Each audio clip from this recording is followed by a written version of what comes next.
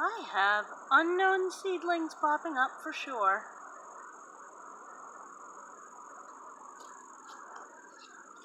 I think this might be a phlox.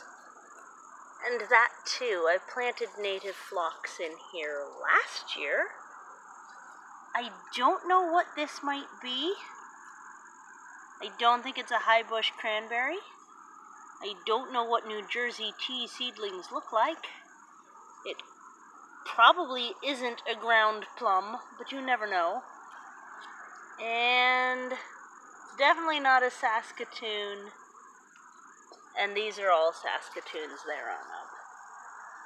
I did also interplant columbine seeds with the Saskatoon area. So, not sure if I'm getting more stuff in here or not. Seeds that need overwintering are called cold stratification requirement seeds. And generally I have the screen down over this, but I didn't put it back a couple days ago, and it seems like it hasn't mattered, but I should probably put it back anyway. Eventually I'll have to pluck them out into pots. I've been working on keeping up with my soil needs by producing everything on site, but it's getting a little more difficult. So, gosh, I hope I'm still holding this the same way. So hopefully I'll continue to be able to... Oh, look, I have a hops stuck on me. That's fine. The hops that are in pots are all producing buds. Gender knowledge shall follow shortly. Hooray! It's about time. And then I'm just going to yank out the boys, because these plants are a dime a dozen. It just takes them solidly 3 years to actually tell me whether they're girls or boys. This is the girl that's falling out of the elderberry, and the elderberry still has a few berries on it. That's what happens when you harvest in the dark. It's hard to tell what's going on. I decided to go ahead and put my asters in the clay pots because they were dehydrating sitting out on their own. So those are not actually potting soil at all, but it gives them a better chance than just sitting in the sun. I was playing around with some moss earlier. We'll take a look at that. I haven't moved any wood chips today. I am starting to get raspberries again. I do want to transplant the thornless raspberries from the back, because they're basically just the plants are getting eaten by the deer. There's my big old pile of wood chips. It rained real good yesterday, and I didn't fully cover it. I'm kind of hoping that will reduce the dust. It appears to have increased the sweat bee activity. It's so funny how much those little sweat bees love that wood chip pile. So, there's this whole strip here. I'm kind of like creating a pile back here. This is where those asters were. Some of them were too dried out to try, which is fine. I'm gonna start pulling up smaller purple asters and do a little research to remind myself what the heck kind of purple aster I have, because I don't remember. And I have an interesting opportunity that I didn't know about until we got rid of the plant here. I've connected with somebody that was wanting to buy rooted potted natives for native plantings along creeks in parks, and that would connect me pretty nice. And I'm like pseudo ready, so that's nice. I gotta get this subdivided and potted up. I don't know. Yeah, we got a ton of peppers here. I still haven't moved the hedge trimmings, but here's the moss thing I mentioned earlier. Earlier today it was all looking like this area here with the sedum, and now Look at that moss blanket. I have another half a bucket of moss, and currently it's sitting over there. You can see it's half. That was a gift from a friend, or a rescue redirected towards me that was rescued by a friend. And I'm very happy with this. The asparagus seems to really love having moss underneath it, so I do think this will work really well. I need to get the rest of the ladies' mantle out of here, though, and get a bunch of this weed stuff up. I found a very exuberant daffodil in, I think it was here, because it was only 3 years ago I separated all of these to singles, and that all came in 3 years. So if that's such an aggressively dividing one, that's probably a good one to do in a row of bulb mix bulbs. That was redundant. So up in the front, let me just describe it. I am sitting, let me stand. Up in the front, past everything, it is doing pretty well. Here's some more peppers. Here's some rutabaga. Here's some berry bushes. There's some more asters. Here's a hardy kiwi and some tomatoes. Eggplant did terribly, but the amaranth is starting to produce seed and do pretty well. I'm going to collect the seed on these and let the more robust ones go to seed, because look how spindly some of them got. So I want to be really selective about what I let grow up. Although look how red the leaves are on that one. That one's really cute. So, what were we talking about back there? With something about the potting situation up here. I wish I could rewind without interrupting. Oh yeah, bulb mix. So a bulb mix row. It's probably good I forgot, because that way I can remind you what we were just talking about. Haha, excuses. That's really not true at all. So a bulb mix row, so far, 1, 2, 3. Each of these rows of sunk-in pots is interplanted between the pots with bulbs. Bulbs that are relatively pretty much just up against, really close where the pots are put in. So that when I pull out a pot, I should be able to run my hand along the inside of the concave space and just pluck out bulbs. And these pots just lift in and out really easy. It's very nice. And I want to keep going with this. And then I also want to have this section, and now that the wood chips are here, I'm going to have to do raking and everything to prep for it. It'll be a different process, but I want to do this whole section to be hops, because the hops seed like crazy. And if there's a market for hops, then I want to not have to wade through barbs that have a sap that I end up having an allergic response to in order to wait 3 years to find out what gender they are. I'd also like to not really have to bother with trellising systems. I'd rather just have them go up the fence. I forgot to remind that the reason this plastic is here is so it can dry the rest of the way. It rained real good yesterday. It had gotten really anaerobic and gross, so at least it got rinsed off in the rain. And some of it's tore up, so I may have to cut and decide what I'm doing with the damaged part. But this is a weed suppressant plastic that I had been using to suppress this part of the yard, which is now pot and pot planted and or drowned in wood chips. I can see that some of my attempts at killing things is not working, and that I'm probably going to have to come back through here, level this, lay down cardboard and then pile more wood chips on top yet again. But I am at least happy that I have a full access along here at this point.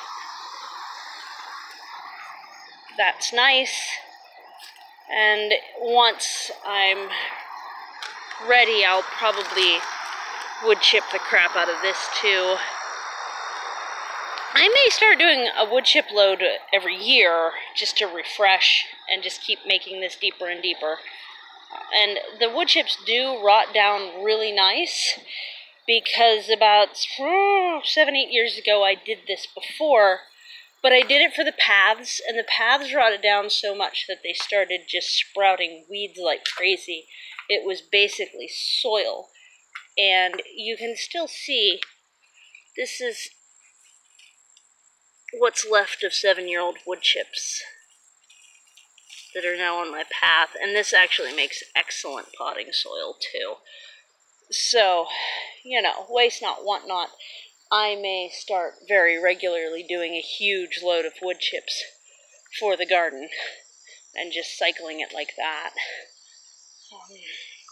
Really happy with how the backyard's doing here and how I can just like walk in. Somewhere back in here is gonna be where I want to put the raspberries, but not sure quite exactly where. Probably closer to the street. Let them spread a bit. Just up along here. I don't know. Wherever I put them, they'll be hard to get rid of. So I have to be considerate of that. Because they send out runners and pop up everywhere. Much like the plant I just pulled out of here, but in a less woody format. And also these raspberries put their fruit at the top of their sticks instead of the whole way down and into the ground, so the labor of harvesting shouldn't be as bad, I think. Not so bad. I'm also considering, this is the inlet for, now that it's cleared out, it's really easy to see. Such a difference. This is the inlet for the sump pump overflow, and I'm considering doing like a small, I don't know if pond's the right word, some sort of feature, and getting myself some, what's it? Oh, there's a word. Apparently I haven't drank enough water today. I am bad at my vocabulary when I'm, like, a little bit dehydrated. Oh dear, oh dear. So, cattails. I would like to do, like, a little round of cattails right here. I'd also like to do an apple tree here. And maybe just let it get surrounded by those blackberries. The skirret's now pretty well exposed. I accidentally seem to have ripped out the one seedling from the Joe Pye that was over here. There's still one that's co-nestling with one of the rhubarbs way around the corner over there, so I'm not completely without my genetic diversity. I prefer to have ones from seed kept on site and the root divisions sent elsewhere, because genetic diversity is a really important thing to have, and you don't get genetic diversity from root divisions. So, as this comes along, it is really nice to be able to walk through there, so I've really, really got to get going on, you know, like moving the root ball out. Yeah, both of the currants really like, so that's a currant, a red currant, that's a jostaberry, and they are really liking having the wood chips around them.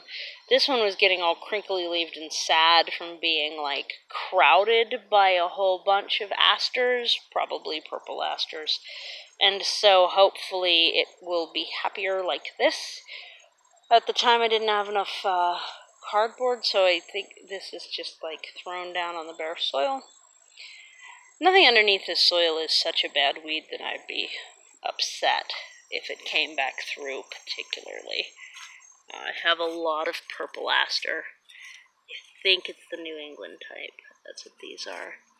That I could just lift, pot, and then they'd bloom next year. I just have to get more potting soil going. So I brought in my first 2 tomatoes. The yellow ones that are in the first slot here produced a couple tomatoes. And they're really good. I love yellow tomatoes.